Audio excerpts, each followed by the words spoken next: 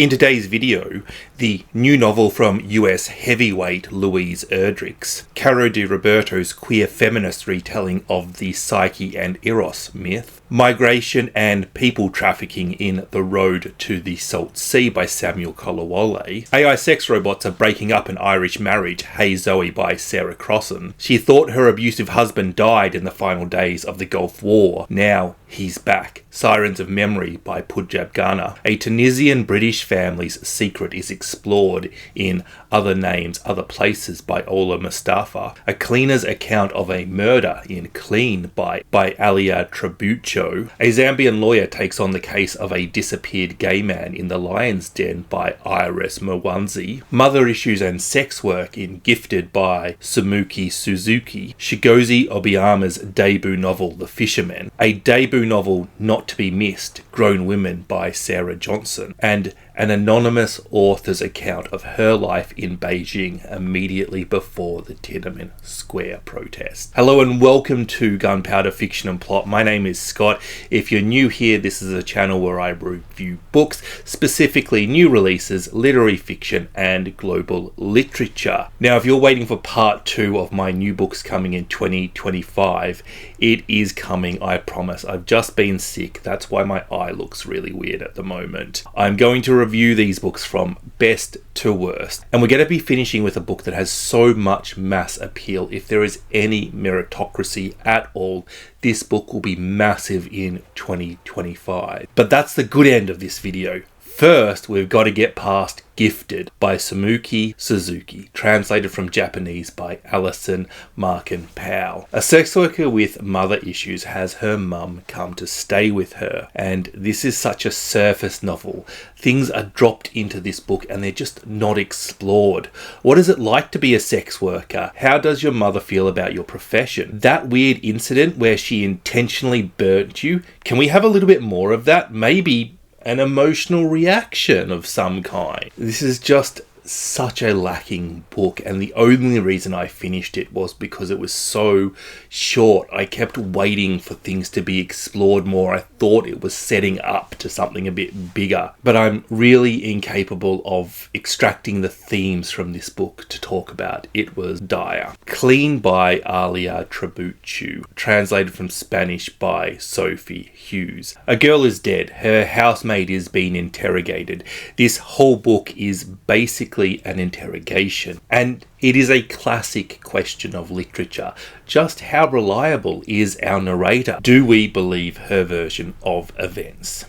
The girl's parents are rich and they are pretty rubbish at parenting. In fact, they're abusive. So did the girl kill herself? Did the parents do it? Did the maid do it? Is this class warfare or class exploitation? I mean, we have our literary quote at the end of the novel. I've come to the end of my story. From now on, you can no longer say that you didn't know, that you didn't hear or see. And I guess nobody does see the lower classes, do they? But I'm a little bit bored. There was no real emotion in this book. There was meant to be some sort of tension building writing going on, and I can see that this is blending horror and thriller. But you know what actually builds tension? Investing in a character. The maid, the daughter, either of the parents.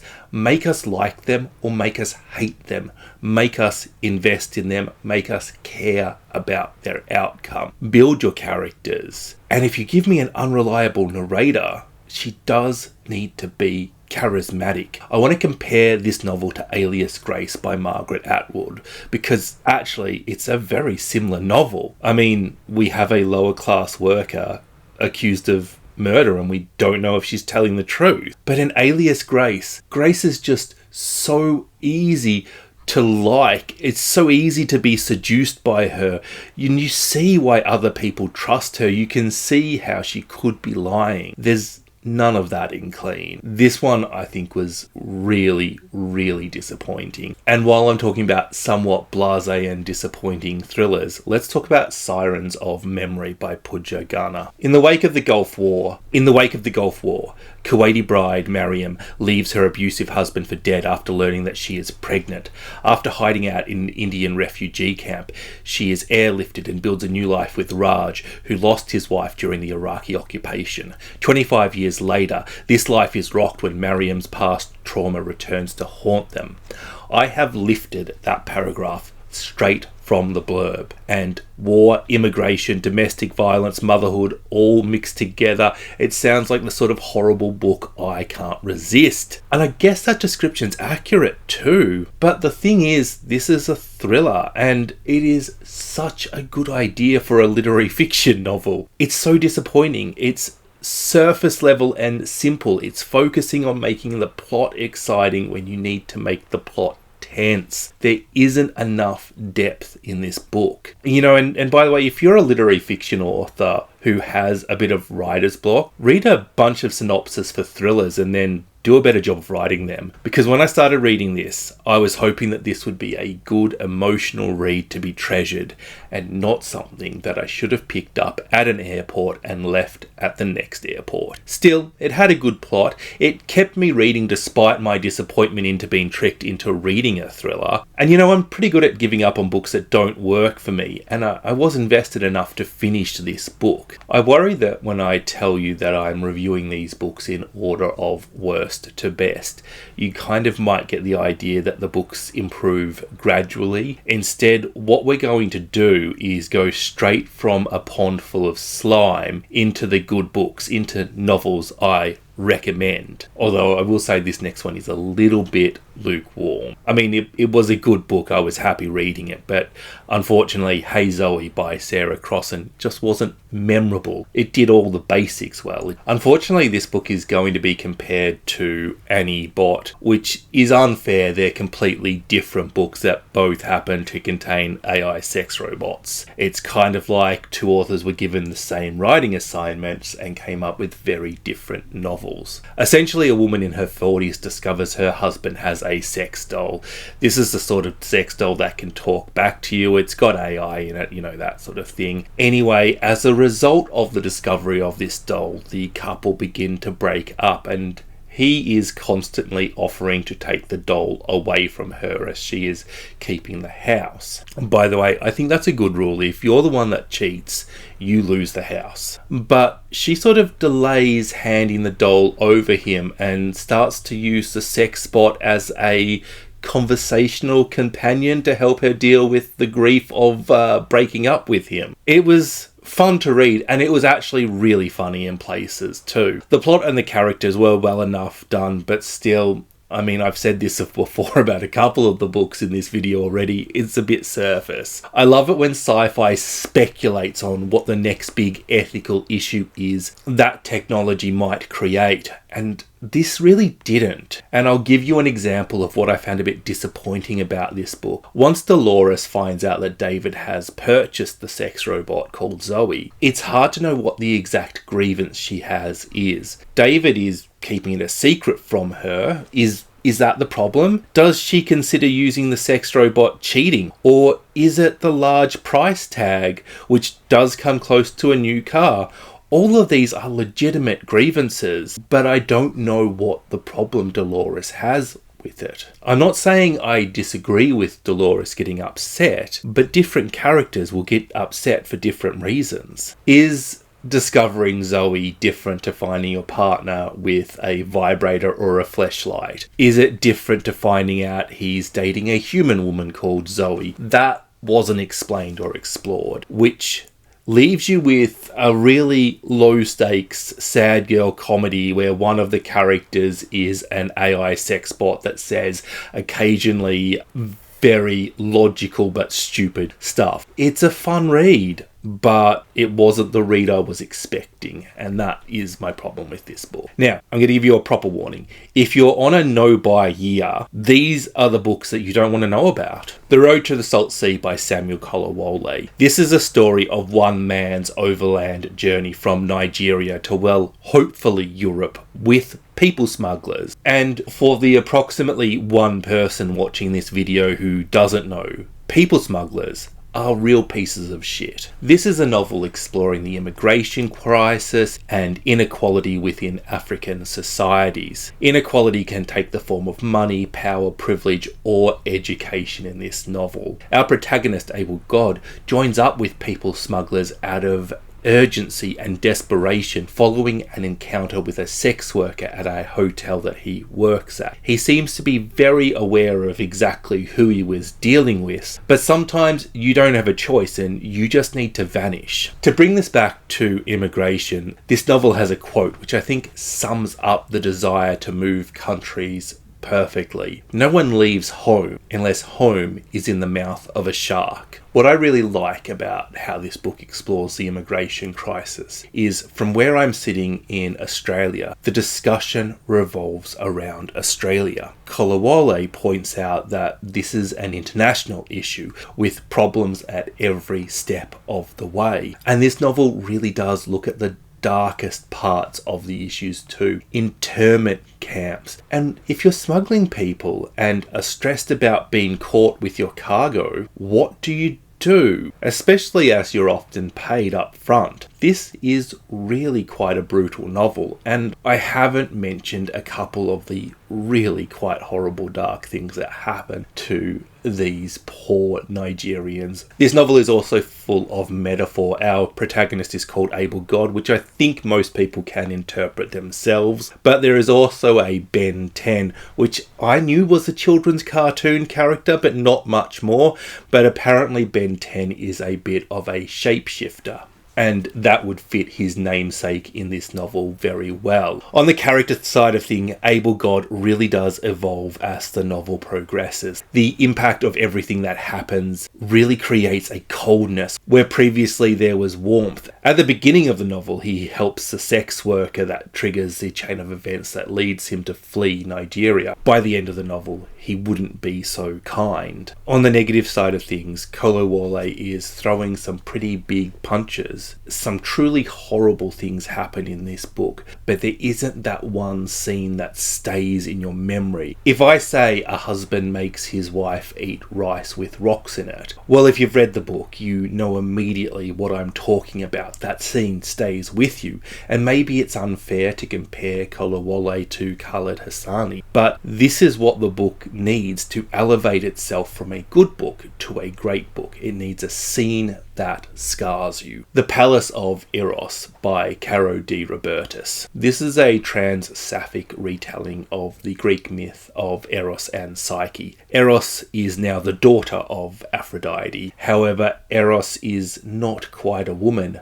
Definitely not a man. The term trans often gets interpreted as you're 100% confident of your gender, and it's the opposite of what you were assigned at birth. But it's actually everybody who isn't cis, so non-binary is trans. So too are things like gender fluid, agendered, and dual-gendered. And by giving Eros the power to shapeshift, De Robertis is able to explore their gender expression in a very bodily sense that would be impossible otherwise. And Eros, being the trans character in this novel, adds a wonderful layer of meaning to Eros coming to Psyche under the cover of night.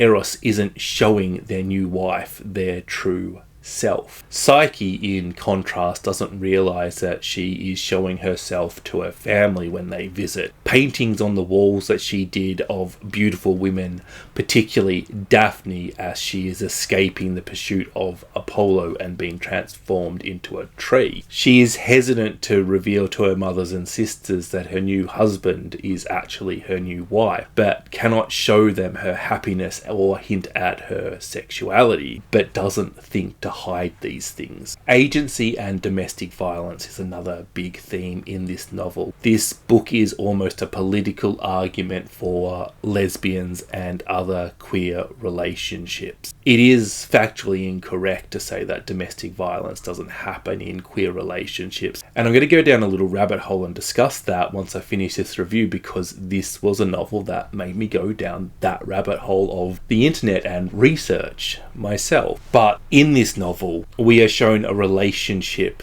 in which Psyche has agency, even if she is of significantly less power than Eros, not being a god, and coming from a very unfortunate background with not a lot of choice. But Psyche's sisters and mother are basically traded and treated as property, and they're often hit and abused, something that doesn't happen to Psyche. The making or breaking of a novel like this is in its characters. I guess that's probably true of basically any romance that you can read, but this is something that Caro de Robertis does particularly well. And I mean, maybe it was easier for them.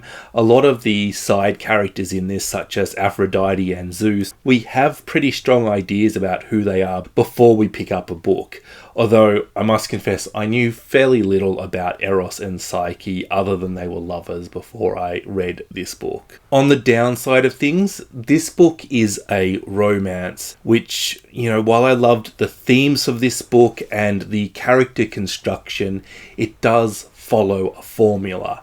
And you all know what that formula is if you've read 2 romances. Still, it is a really enjoyable ride that is doing everything I want my literary fiction to do. And Caro de Robertis is a literary fiction writer, but it really is a romance book. So this book prompted me to look at the statistics of domestic violence for women in heterosexual and queer relationships, and the statistics around this are very confusing and are often misrepresented. If you search for rates of domestic violence against women in heterosexual relationships versus queer relationships, you get something that I think is fairly anti-intuitive, that 35% of heterosexual women have experienced rape, physical violence, or physical intimidation, such as stalking, by an intimate partner, while 44% of lesbians and 61% of bisexual women. Now, I'm going to leave these figures up on the screen while I continue to discuss this for a little bit. These figures are often posted by men's rights activists, but they do come from a legitimate study. There is, however, an assumption at play here. We are equating sexual preference with the gender of the abuser, and when we break down the study a bit further and read it,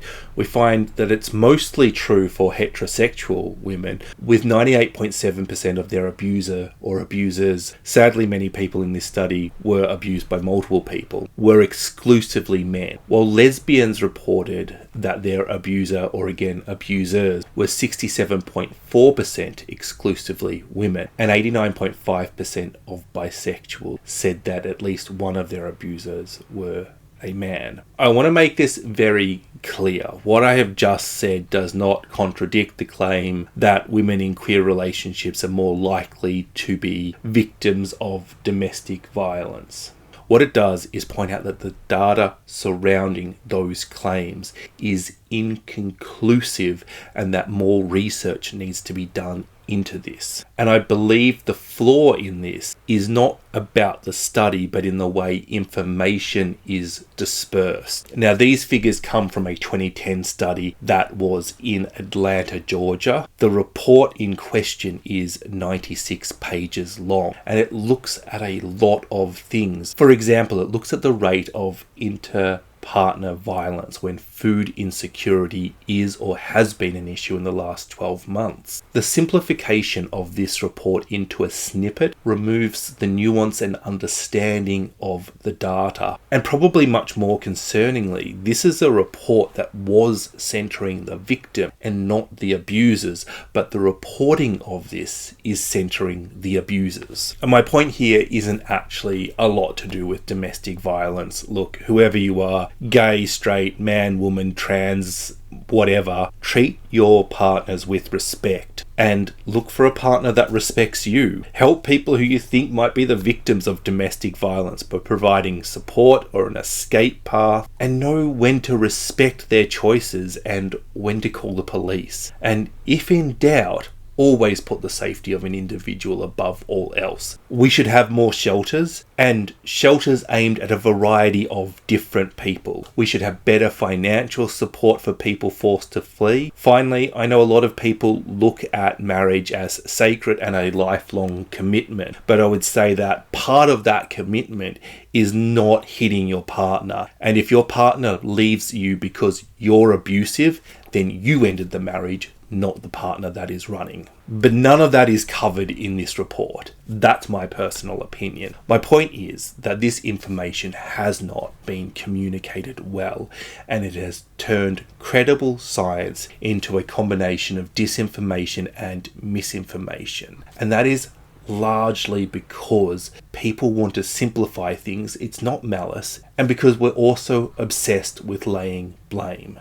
If we can agree on one thing about domestic violence, it's that I think we would all like to see it happen less. A lot of people would like to be experts on an issue, but lack the ability to be impartial when they see results that may contradict their beliefs or political opinions. And those people often lack the patience to read a full 96-page report. Sometimes they lack the ability to understand the nuance of a report like that. It takes a lot of work to become an expert in a field. It is somewhat unsatisfying to look at data and to say, hey, look, there's something here we need to explore more, but that we don't have something conclusive. But for a lot of science, that's what we're doing. And we risk spreading misinformation and lies about things when we jump to conclusions on studies that we don't take the time to read and understand. I don't know if there's a heightened chance of women in queer relationships being the victim of domestic violence, whether that is a Georgia-only issue, whether that relates to how comfortable women in lesbian relationships are in coming forward and being seen. I'm just saying that there's a lot of factors in here that we haven't accounted for, and that all needs to be explored and looked at. On to the next book, The Mighty Red by Louise Erdrich. Look, it's a Louise Erdrich book I didn't hate. Actually, I really enjoyed this one. It's proof that I am growing as a reader. Kismet Poe, one of the finest names of a character I have read in a long time, is in a relationship with Gary, a talented farmer who has decided he wants to marry Kismet, but Kismet is unsure. Kismet Poe is also in a relationship with Hugo, a man determined to win Kismet and keep her from Gary. Kismet's mother, Crystal, is a struggling farmer who worries about her daughter. She doesn't trust Gary, and if Kismet says the word, she will do anything to help her and end her relationship. Gary's best friend has a secret he wants to tell Kismet. A secret about Gary, something that may very well change the way everybody views Gary. This is the tinder for the fire that will become the plot, and once the pieces start to fall in place, it's really thrilling and a massive emotional rollercoaster ride of a novel. Along the way, Erdrich is exploring love, depression, Madame Bovary, okay, that's just love and depression again, loyalty, youth, becoming an adult, responsibility, and leaving home. Kismet, Gary, and Hugo are all 18. They're still figuring out how to act in certain situations. There's a few rather horrible things that happen in this novel that colour these characters, and if they were 30 you might write these characters off, but at 18 it is interesting to see them grow and learn. Kismet has feelings for two men. When she is with Hugo, she promises to leave Gary, but when she's with Gary, she is making plans for their future. She's not being dishonest. She's just easily seduced and doesn't know herself well enough to know when her feelings are temporary and in the moment and when they're long term. But by the end of the book, Kismet is wider. It's not necessarily that she's aged, but Erdrich has given her the experiences she needed so that her character could grow. The magical realism in this novel is quite mild, and that wasn't an issue for me. My biggest criticism of this book is that the themes were somewhat underexplored. This does seem to be slightly on the more commercial side of what Erdrich normally writes. Not saying this book is commercial, just in comparison to her other books. I think the plot is the strongest thing in this book. Kismet is fantastically well drawn too. I don't have criticisms for any of the character writings actually, but Kismet is definitely the star. The setting of this farming town is vivid, and as for the prose, well, if you've read Louise Erdrich's before, it's that again. I wouldn't call it beautiful or special, but it's still pretty good, and that's what this novel is. Pretty good.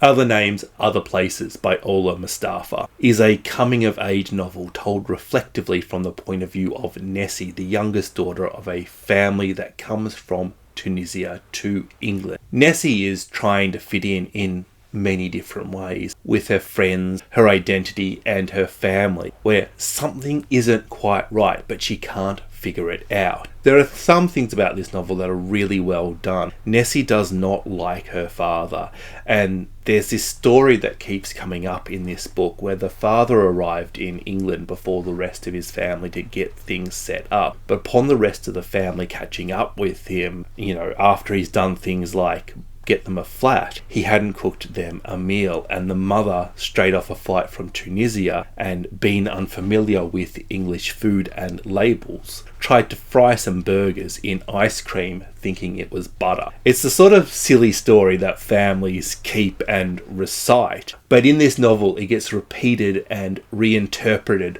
by different characters. The version I've told you is the first version of the story, told by a daughter who thinks her dad is a misogynist, and can't you see that? Later on, other versions show us things that may have been overlooked, showing us a much more complex portrait of the characters involved. But what these stories really tell us is the bias of the storyteller. The stories tell us much more about who is speaking them than who is in them. And isn't that a really cool way to use a two-timeline novel? Another thing I quite liked about this is the migrant experience and the father treating English as a code for disease he worried we'd catch in this country. Promiscuity, fecklessness, atheism, cold-heartedness, lack of family feeling. "Don't you dare think you're English," he said to me and Shireen whenever we broke one of his arbitrary rules. And we're definitely seeing the "I live in England but my heart is in Tunisia,"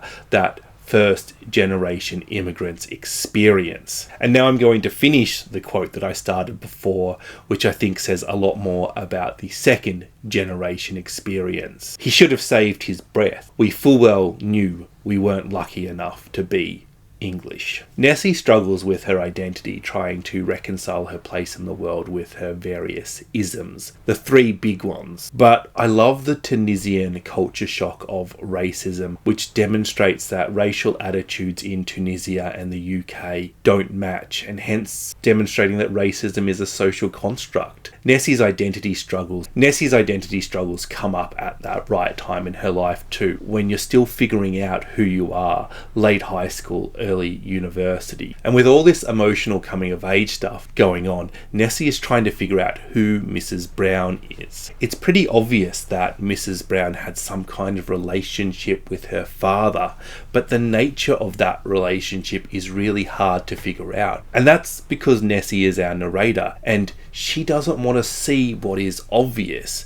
What I really love about this is it kind of seems like a flaw. Nessie is too smart to be this stupid, but there's a reason for this. And when it's all revealed, it works and it creates something really satisfying where the plots, the characters and the themes all work together to create this apex within the novel. Finally, one thing that I really loved about this book that I haven't had an excuse to mention is the relationship between sisters, particularly older and younger siblings. Where there are assumptions at play, Nessie views Shireen as the girl who had a fight with her dad and left home. But Shireen isn't that person anymore. In return, Shireen thinks Nessie remembers things from their childhood, things that an 8-year-old might remember, but that a 4-year-old would struggle to. We have our views of our siblings, and they're coloured by the times that we lived together and we spoke every day. We assume that our experiences are the same. And I think that's really well done in this novel, how we see those characters. We see how Nessie and Shireen need to update their versions of each other, and it's so true with the relationships that adult siblings have. Overall, I think this is the work of an immensely talented author who is very clear about who her characters are and what they think of each other. If you're a character reader, this is a book for you. Grown Women by Sarah Johnson. This is a novel about 4 generations of women: Evelyn, Charlotte, Karina, and Camille, all who need to come to terms with motherhood and their own personal challenge. Charlotte leaves home, cutting erudite Evelyn out of her life completely, leaving behind financial security and comfort to raise a baby as a single mother in an environment where every cent matters. Karina grew up seeing the abusive relationship between Charlotte and the white man she married, a relationship that suddenly changes one day. Karina never knows who her father is, and in turn finds herself pregnant with Camille and talking to a baby daddy who, for very complicated reasons, doesn't want to be involved in his daughter's life. This is such a talented debut novel. The impact one generation has upon the next is so obvious. This is a novel that lends itself to discussions about intergenerational trauma and privilege. Johnson knows where these characters are pliable and where they're rigid, constantly building and dismantling and remodeling her characters based upon the events she puts them through. Each character is at times the object of our sympathy and the object of our anger. They're almost like our own family. We love them, but wow, can they piss us off? And that is on the page too. This is a very well planned novel. Everything goes somewhere. Later in the book, when threads are being tied up, we get treated to things getting resolved that we had completely forgotten about. And it's kind of wonderful because it serves as a reminder of what the author was doing there, and it brings the themes back together. I've already said that this novel is about intergenerational impact, but it's also about being a woman, being black in the north or the south of the US, being poor or rich. It's about family and forgiveness. The various fathers of these daughters vary from white to very dark black, meaning the daughters are constantly being born lighter or darker than their mothers, which is such an intelligent way to explore both racism and colorism. The book certainly isn't dedicated to discussing those issues, but it's a book about black women and it's part of their life. And as such, it's on the page presented faithfully, showing us a spread of different experiences. And you can say the same about money.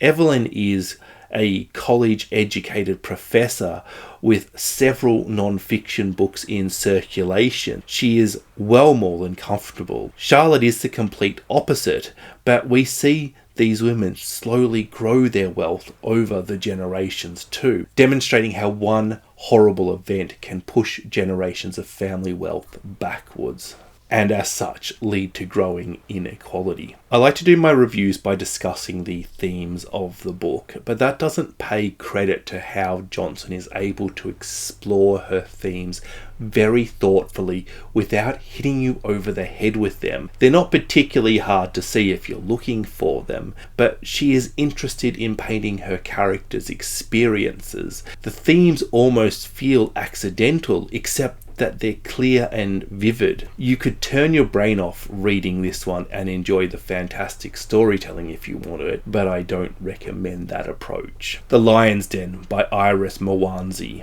A queer Zambian novel. I mean, of course I read it. Told from the point of view of Grace Zulu, a newly appointed lawyer who has landed the case of Wilbess, or Bessie as he is better known, a missing gay man. Bessie was picked up by the police, questioned on suspicion of unnatural sex, and then released. Bessie's mother doesn't think her son is gay. She's just a mum who wants her son back safe. She doesn't want her son's name dragged through the mud, and she thinks Grace isn't doing enough to bring her son back.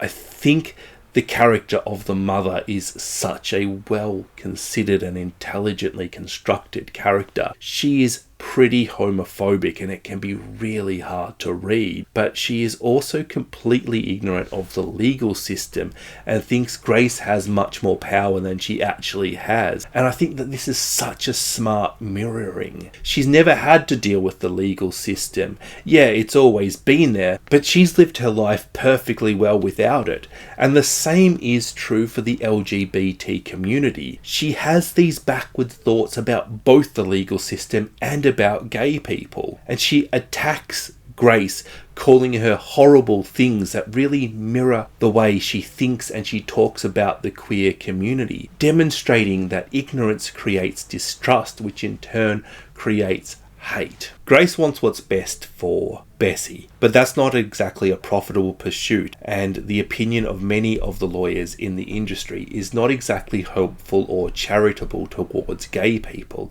and she has to navigate various blockages and obstacles, many of which originate from the police force. Running beside this story, we get to see the world Bessie was leaving their family house for at night. The fine line between the queer community in Zambia in the 90s and that of the criminal underworld, which in turn is placing Grace in danger. And as Grace continues to investigate Bessie, it becomes pretty clear that the police have killed him. And then the legal battle takes on much more of an LGBT rights and anti-police violence case, something that Bessie's mother is not that interested in. She's only interested in getting her son back, inspired by actual events. This novel blurs the line between a thrilling detective novel, tough character study, and LGBT coming out story to create a truly wonderful novel. The plot is a banger, the characters are complex and nuanced, the setting of Zambia is really clearly communicated, big themes, digestible prose. This is a quality book. Pick it up. Pick it up now. The Fisherman by Chigozie Obioma. This is Obioma's first novel, although it is the last of his novels that I have gotten to. If you've read Obioma before, you'll know that he's brutal. You know that he's showing you some really horrible aspects of life. You know it's emotional with complex characters who definitely would benefit from some therapy. His prose is always incredible and his plot engaging, and evidently he's been doing that since his very first novel. Four brothers go against their father's advice and fish in a forbidden local river, but their father is working in another city, so of course the boys break the rules. Then one day Adula, a part-time prophet, full-time madman as the villagers would say, predicts Akena will die at the hands of the fishermen. We can see that Adula is the victim of grief. He probably has a mental illness and he definitely has a brain injury causing him to act in a socially unacceptable way. His treatment in the novel is nothing short of terrible, although it must be said that he does also do some really despicable things too. This is one of the things I really enjoy about reading literature from other countries, learning how different people are viewed by different societies. Abdullah would be treated very differently, but actually surprisingly similar if he were in a Western country. Akena takes the prophecy seriously and he begins to distrust his brothers. It is an interesting study in how prophecy can become self-fulfilling, because as Akena's distrust morphs into abuse, the prophecy which seemed so unlikely when it was uttered begins to seem slowly possible. This fits into the broader themes Obioma is exploring, family bonds and how belief impacts upon action. The boys are punished for fishing in a river. They feed the family with what they catch, but for the village, the boy's mother,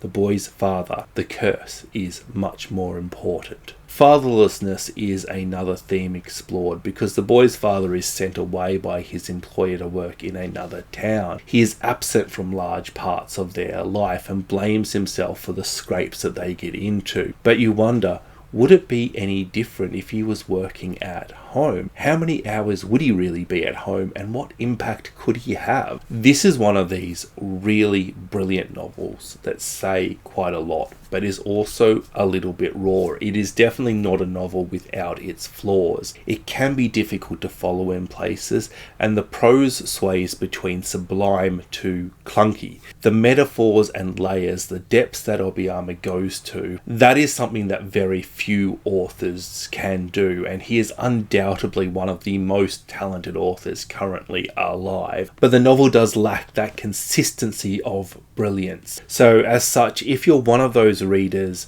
who is going to take a book for what it is giving you and overlook the flaws, this will be a very special novel to you. If you're one of those readers who get caught up in flaws, I can see you not liking this at all. And this leaves the rest of us, who are almost certainly the majority, and we're going to have a little bit of both experiences. This was one of my Patreon book clubs, so now is a great time to thank my wonderful Patreons for their support and for discussing the book with me, because books like this always benefit from intelligent conversation. I'd like to thank my newest members, Natasha, Tracy, and Eileen. If you would like to support this channel and discuss books like this, why not join us in 2025? Link in the show notes. Tiananmen Square by Lai Wen. The Tiananmen Square tank man protest is the climax of this novel, a coming-of-age dystopian historical fiction set in a working-class suburb of Beijing. And is it a dystopian novel if it is set in the real world? Something for you to consider. Lai makes friends with Jen, the son of a local manager, demonstrating the communist class system on display in China. The whole point of communism is that there's no class, so that any point demonstrating a class system within a communist government is not likely to be popular in that country. That's why Lai Wen has used a pseudonym when releasing this book. Actually, when you think about it, the entire point of any system of government is to provide a means for control to the ruling class, which is ultimately why communism struggles to work. But also why any criticism of communism can be labelled to any other system of government we have ever had. It probably also explains why politics makes me feel only two different emotions, anger and cynicism. But back to the book. The setting is really masterfully done. I really love the bookseller secretly giving Lai a copy of 1984, because in 1984 it is a bookseller who betrays Winston and Julia, and this in turn makes you question the bookseller.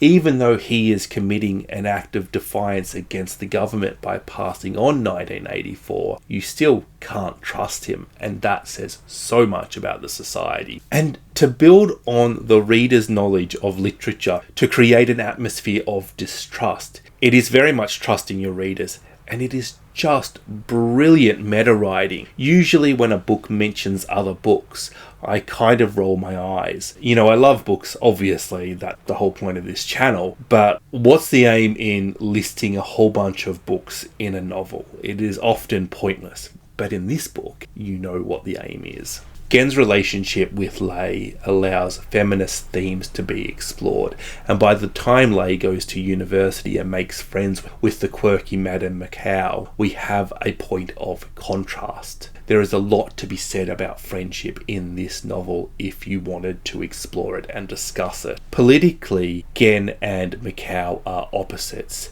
Gen will criticize the system. He is bold and brave, but ultimately he will work within the system. Macau, on the other hand, wants to embarrass the system, to take away its power, even if it is just for a moment. As Audre Lorde once said, the master's tools will never dismantle the master's house. And we can see with Gen set up with the master's tools, and Macau set up with the only thing we have, that this novel will make comment on Audre Lorde's famous quote. But will it be agreeing or contradicting? You'll have to read the novel and look at how Madame Macau's story ends. This novel is nothing short of brilliant. It is so enjoyable on a really basic primal level.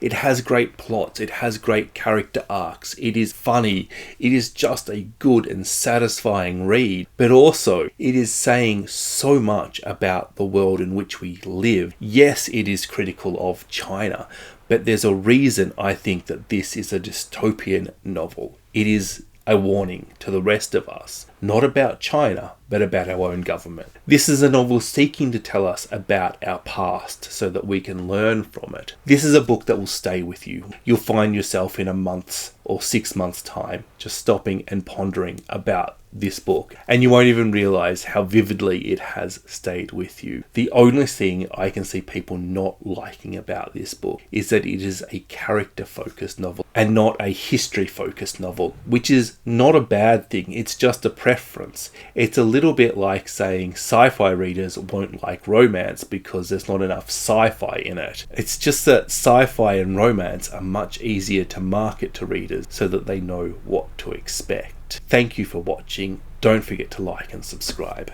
Bye bye.